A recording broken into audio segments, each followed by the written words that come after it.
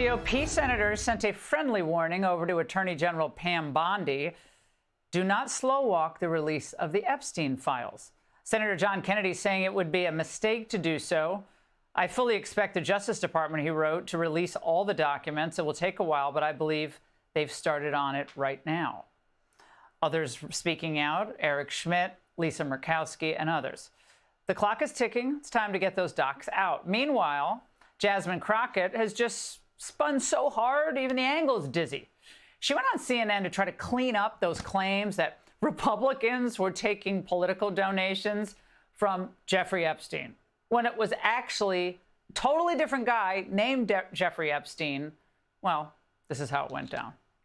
I never said that it was that Jeffrey Epstein. My team, what they did is they Googled, and that is specifically why I said a Jeffrey Epstein. Unlike Republicans, I at least don't go out and just tell lies. Because it was not the same one, that's fine. But when Lee Zeldin had something to say, all he had to say was it was a different Jeffrey Epstein. He admitted that he did receive donations from a Jeffrey Epstein, so at least I wasn't trying to mislead people. Oh, my gosh.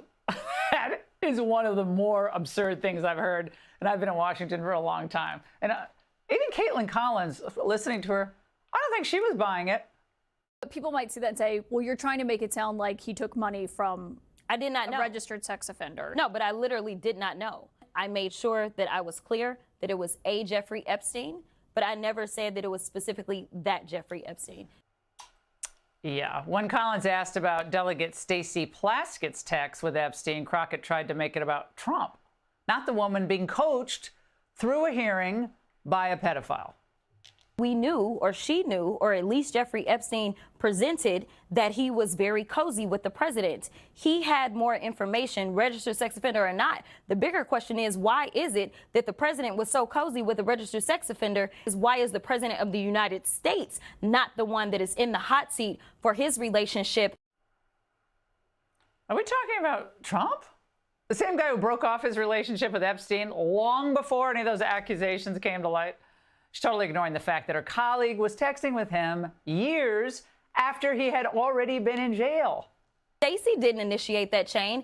Jeffrey initiated that chain, and she took the information. Do you think that was inappropriate? I mean, would you text with someone who is a registered sex offender listen, about what you should ask? I honestly know that he had never been convicted of any federal crimes at that time. But he had been in jail already.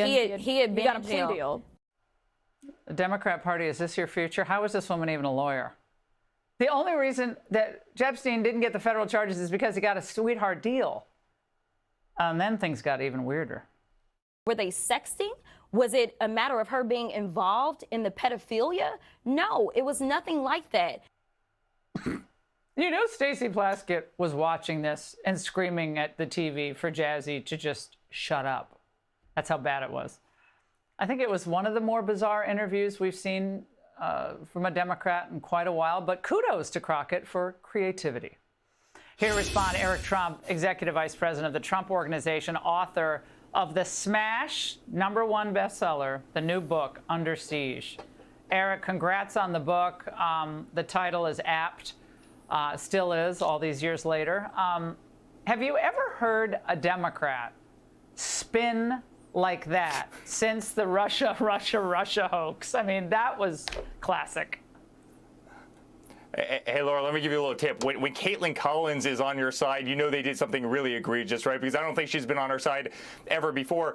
The other interesting thing was the donation from the doctor came after Jeffrey Epstein was actually dead. It was like substantially later, right? I mean, can you believe that this is actually what you have in Washington, D.C., representing the American people? This is the brilliance that's supposed to be running the greatest economy anywhere in the world, the largest superpower anywhere in the world. This is our representation. I mean, it was maybe the most foolish and silly excuse ever, and I think that's going to live in the halls of YouTube. That clip, you know, in infamy. But it's hard to believe that these people have any say in our federal government, and now we actually manage our country.